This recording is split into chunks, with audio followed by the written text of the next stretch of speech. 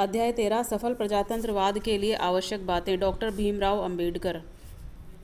इसके लेखक डॉक्टर भीमराव अंबेडकर हैं। इनका जन्म 14 अप्रैल 1891 ईस्वी मऊ मध्य प्रदेश में हुआ था और मृत्यु 6 दिसंबर 1956 ईस्वी दिल्ली में हुई थी। भारतीय संविधान के निर्माण में अभूतपूर्व योगदान देने वाले महान नेता डॉक्टर भीमराव अंबेडकर का जन्म मध्य प्रदेश के एक छोटे से गांव महू में हुआ। इनके पिता का नाम रामजी मालोजी सकपाल और माता का नाम भीमाबाई था। कई सामाजिक और वित्तीय बाधाओं का मुकाबला करते हुए शैक्षिक उन्नति करते रहे और डॉक्टरेट तक की उपाधि प्राप्त की है। 1990 में डॉक्टर भीमराव अंबेडकर को भारत का सर्वोच्च नागरिक सम्मान भारत रत्न प्रदान किया गया था। उन्होंने जातिगत भेदभाव का डटकर विरोध किया और समतामूलक समाज व प्रजातांत्रिक मूल्यों की स्थापना में विशेष योगदान दिया। स्वतंत्र भारत के प्रथम कानून मंत्री रहे तथा संविधान के प्रारूप को संसद में स्वीकृत करवाया। इनकी प्रमुख कृतियां हैं the castes in India, their mechanism, genesis and development, the untouchables, who are the Shudras, Buddha and his Dhamma, thoughts on linguistic states, the problem of the rupee, the abolition of provincial finance in British India, the rise and fall of the Hindu women, annihilation of caste।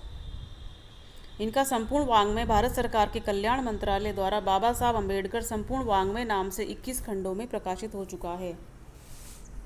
पाठ परिचय। पाठ्य पुस्तक में चयनित सफल प्रजातंत्रवाद के लिए आवश्यक बातें भाषण में डॉक्टर भीमराव अंबेडकर ने परिपक्व राजनीतिक मंथन और भारत में लोकतंत्र की मजबूती के लिए आवश्यक उपायों पर बेबाक विचार व्यक्त किए हैं। राजनीतिक मंथन से तात्पर्य है राज्य का शासन चलाने संबंधी विचार विमर्श या चिंतन या उसकी छानबीन करना, वो राजनीतिक मंथन कहलाता है। और भारत में लोकतंत्र की मजबूती के लिए जितने भी आवश्यक उपाय हैं उन पर बेबाक विचार, बेबाक अर्थात साहसी होकर निडरता से इन्होंने अपने विचार व्यक्त किए हैं। प्रजातंत्र में चुनी हुई सरकार को जनता के प्रति जवाबदेह होना चाहिए तथा बहुमत को अल्पमत के प्रति अधिक संवेदनशील होने की जरूरत है। लेखक ने दूसरे देशों की स्वस्थ लोकतांत्रिक परंपराओं से प्रेरणा ग्रहण करने तथा भारत में विधायिकाओं में अधिक जवाबदेही व संयत चर्चा की आवश्यकता पर बल दिया है। डॉक्टर भीमराव अंबेडकर द्वारा प्रजातंत्र की सफलता हेतु दिए गए सुझाव आज भी प्रासंगिक है। संवेदनशील से तात्पर्य है कि बहुमत को अल्पमत की भावनाओं के अनुसार प्रतिक्रिया व्यक्त करना चाहिए। दूसरा है भारत में विधायिकाओं में अधिक जवाबदेही से तात्पर्य है कि विधानसभा, लोकसभा, विधान परिषद, राज्यसभा, इन सभी में अधिक जवाबदेही अर्थात वो अपनी जिम्मेदारी को समझें। इस पर संयत चर्चा की आवश्यकता पर उन्होंने बल दिया है।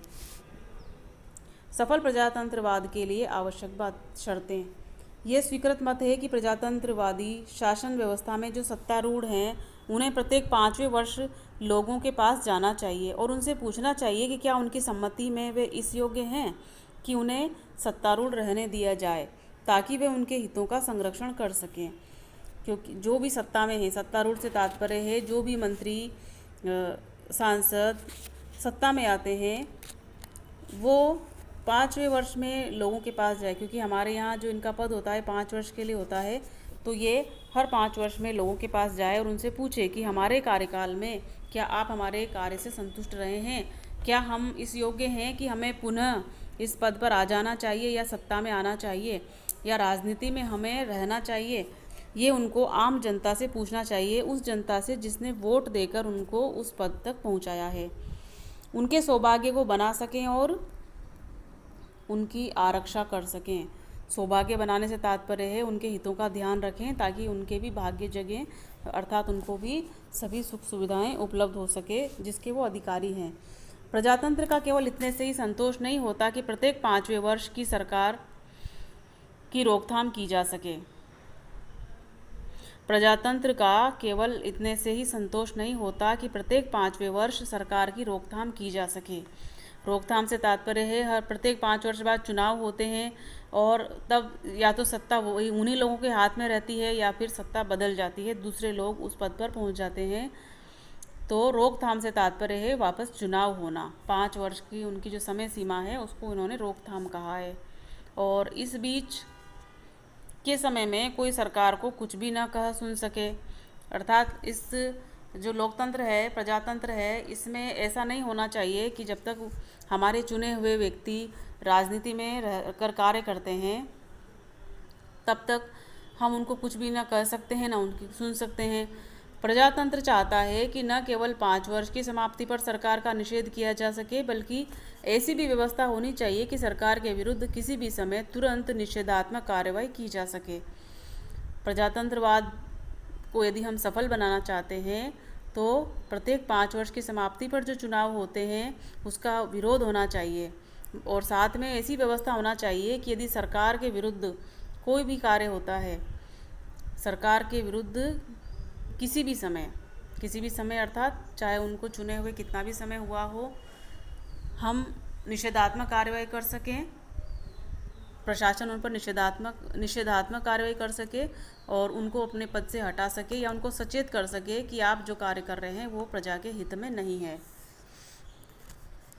अब यदि आपको मेरे कहने का आशय स्पष्ट हो तो प्रजातंत्रवाद का मतलब है कि किसी भी आदमी को सदैव शासन करते रहने का अधिकार नहीं है। यह शासन करने का अधिकार लोगों की स्वेच्छा पर निर्भर करता है। उस अधिकार को लोकसभा भवन में ही चैलेंज किया जा सकता है। आप देखें कि विरोधी पक्ष का होना कितना आवश्यक है। विरोधी पक्ष का अर्थात विपक्ष में जो लोग बैठते हैं वो होना कितना आवश्यक है। यदि विपक्ष नहीं होगा तो सरकार के जो कार्यकाल है, राजनेताओं का जो कार्यकाल है, उस समय में उनके द्वारा किए गए कार्यों पर टीका टिप्पणी कौन करेगा, या वो जो कर रहे हैं वही सबको मानना पड़ेगा। लेकिन विपक्ष होने से क्या होता है कि उनका विरोध हो सकता है और होता रहता है।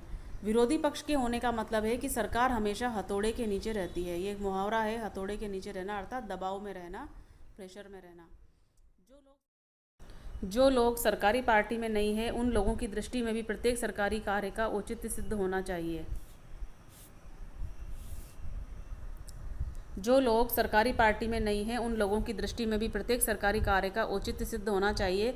दुर्भाग्यवश हमारे देश में नाना कारणों से, मेरी सम्मति में प्रधान कारण है सरकारी विज्ञापनों से मिलने वाली आय हो सकती है। सरकारी पक्ष का कहीं ज़्यादा प्रचार होता है, विरोधी पक्ष का बहुत कम। लेखक कहना चाह रहे हैं मेरे विचार से जो मुख्य कारण है सरकारी कामकाज का प्रचार प्रसार होने का वो है विज्ञापन। और हम भी देखते हैं कि जगह जगह होर्डिंग्स लगे होते हैं। सरकार जो भी कार्य करती है उसका बहुत प्रचार प्रसार करती है और समाचार पत्रों में विज्ञापन देती है। टीवी में भी बहुत सारे विज्ञापन आते हैं जिसमें सरकार अपने काम का लेखा जोखा प्रस्तुत करती है और आने वाली जो भी योजनाएं हैं उनको पहले से ही प्रचारित कर देती है।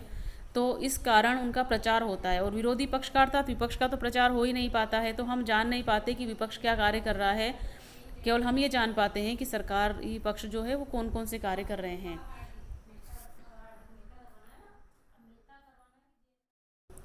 विरोधी पक्ष समाचार पत्रों के लिए किसी आय का साधन नहीं बन सकते।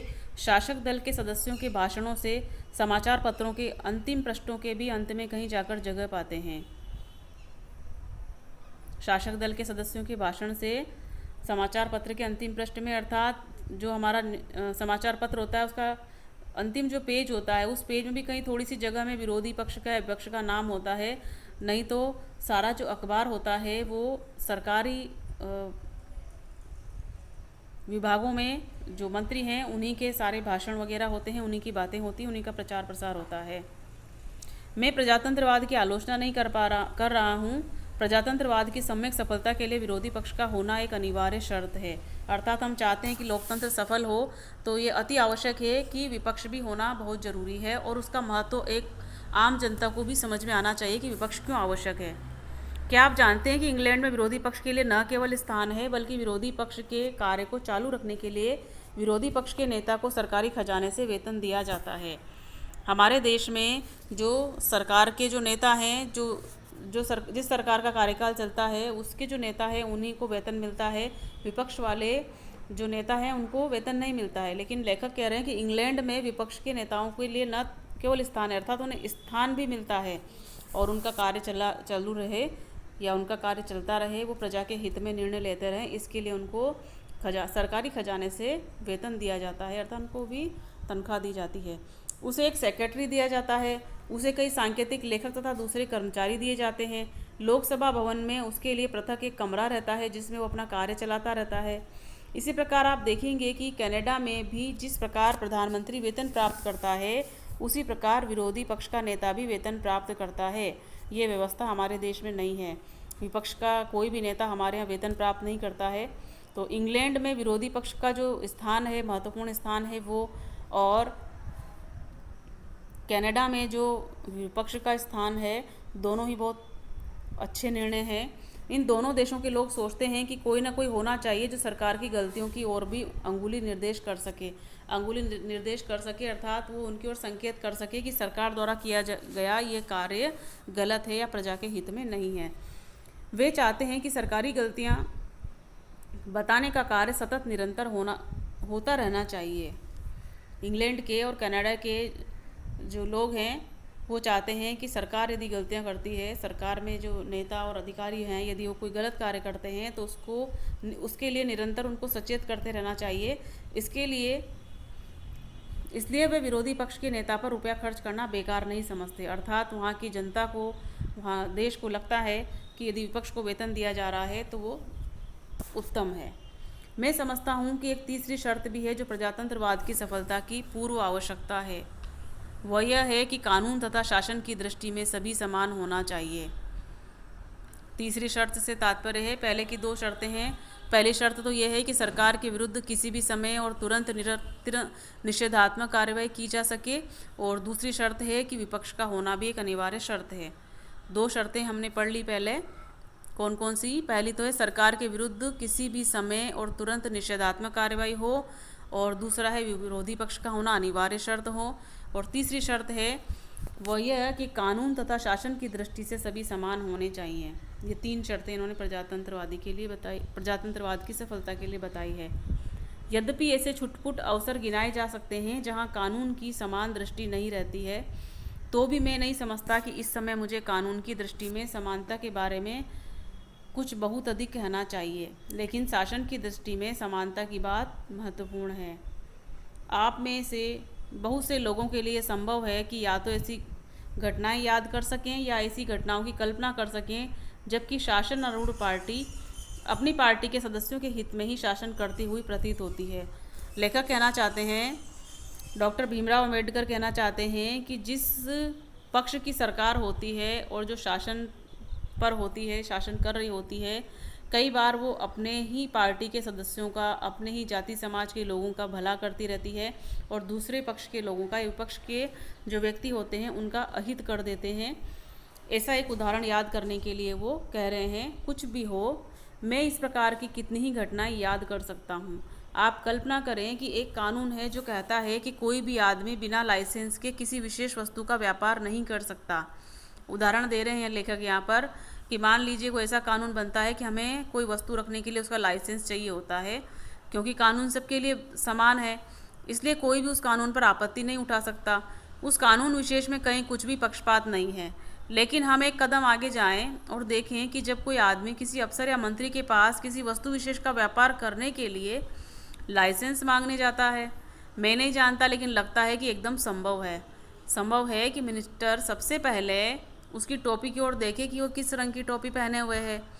जब ये भाषण लेखक ने लिखा था उस समय ऐसा था कि जो जिस पक्ष का नेता होता था या व्यक्ति होता था वो अपनी पार्टी के जो रंग बने हुए थे उसी रंग की टोपी पहनकर रहते थे। उससे पता चलता था कि वो किस पार्टी का व्यक्ति है या नेता है। आजकल ऐसा नहीं है, लेकिन फिर भी उन्होंने इसको यहाँ पर वर्णन किया है, तो हमें अच्छे से समझ में आएगा कि जो व्यक्ति लाइसेंस के लिए बोलने गया है उसने जो टोपी लगा रखी है उससे शासन में जो नेता है या अधिकारी है वो पहचान लेगा कि किस पक्ष का व्यक्ति है। यदि वह ऐसी टोपी पहने हुए है कि जो उसे अच्छी लगती है तो उसे निश्चय हो जाता है कि वो उसकी पार्टी का आदमी है। अच्छी लगती से तात्पर्य वो उसी की पार्टी का आदमी है तो उसे अच्छी ही लगेगी। अब एक दूसरा आदमी जाता है जो उसकी दूसरी तरह की पोशाक पहने हुए है या दूसरी पार्टी का है, वह मिनिस्टर पहले आदमी को लाइसेंस दे देता है, दूसरे को इनकार कर देता है। यहाँ पर पक्षपात वाली बात है। शासन की दृष्टि में दोनों आदमी लाइसेंस लेने के समान रूप से अधिकारी हैं।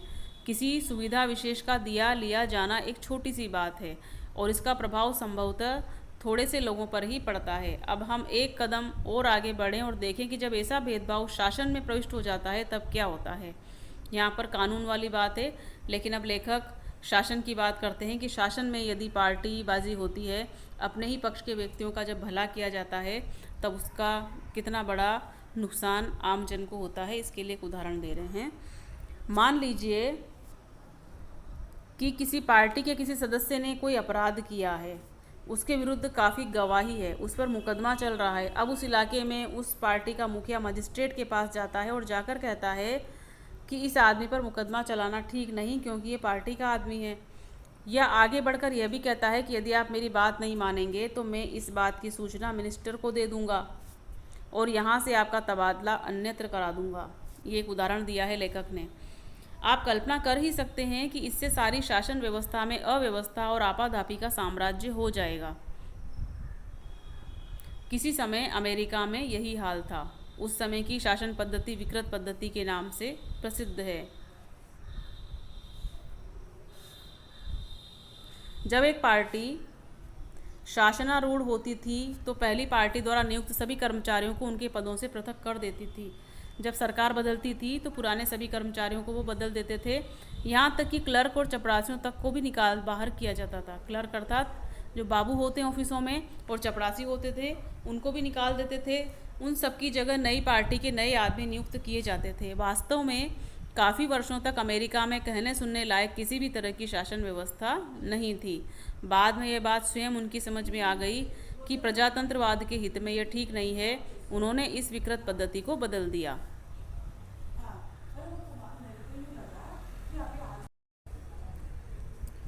विकृत पद्धति से तात्पर्य है दोषपूर्ण पद्धति। ताकि शासन व्यवस्था शुद्ध बनी रहे, न्याय संगत रहे और राजनीति से दूर रहे, इसलिए इंग्लैंड के लोगों ने राजनीतिक कार्यालय और सिविल कार्यालय में भेद कर दिया है। शासन व्यवस्था में दोष नहीं आए, शुद्ध बनी रहे से तात्पर्य है उसमें दोष ना आए और न्याय संगत रहे, पक्षपात न हो किसी के प्रति, न्यायपूर्ण रहे, राजनीति से दूर रहे, इसीलिए उन्होंने राजनीतिक कार्यालय और सिविल कार्यालय अर्थात नागरिक कार्यालय जो है उनमें अंतर कर दिया, अर्थात दोनों को अलग अलग कर दिया है। सिविल कर्मचारी स्थायी रूप से बने रहते हैं। कोई भी पार्टी शासनारूढ़ हो, ये सभी पार्टियों के आज्ञानुसार कार्य करने वाले होते हैं। अर्थात शासन किसी भी पक्ष का हो, शासन पर किसी की भी सत्ता हो, तो वो जो सिविल कार्यालय के कर्मचारी हैं वो हमेशा ही बने रहते हैं और जो भी पार्टी शासन करती है उनकी आज्ञा के अनुसार कार्य करते हैं। इनके कार्य में कोई मिनिस्टर हस्तक्षेप नहीं करता। जब हमारे देश में ब्रिटेन के लोगों का शासन था तो यहाँ भी यही बात प्रचलित थी। मुझे स्पष्ट रूप में एक अनुभव याद आ रहा है जो मुझे उस समय हुआ जब मैं गवर्नमेंट ऑफ इंडिया का मेंबर था। लेखक जब गवर्नमेंट ऑफ इंडिया के मेंबर थे तो उस समय का एक अनुभव बता रहे हैं। आप ध्यान देंगे तो आप देखेंगे कि लगभग हर वायसराय के नाम दिल्ली में कोई ना कोई स्ट्रीट या क्लब है।